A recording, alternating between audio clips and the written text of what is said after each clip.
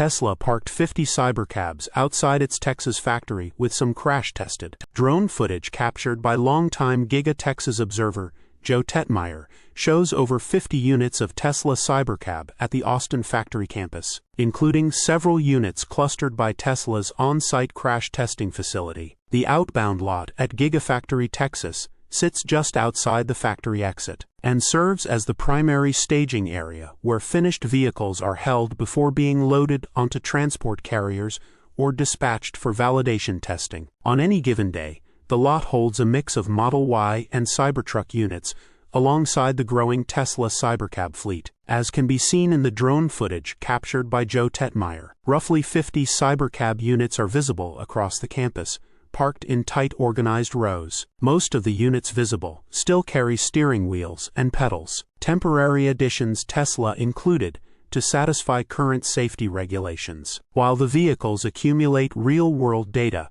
ahead of full regulatory approval for a steering wheel-free design. Tesla operates dedicated crash labs at both its Giga Texas and Fremont facilities that are purpose-built for controlled structural crash tests. Historically, automakers begin intensive crash testing roughly 1 to 2 months before volume production kicks off. The Cybertruck followed almost exactly that pattern. The Cybercab appears to be on the same track facility that we first saw back in October 2025. The first production Cybercab rolled off the Giga Texas line on February 17, 2026. Volume production is now targeted for April. Musk previously wrote on X that the early production rate will be agonizingly slow, but eventually end up being insanely fast, and separately stated Tesla is targeting at least 2 million Cybercab units per year. Commercial robotaxi service in Austin is targeted for late 2026. Source: reposted and summarized from Gene at teslarati.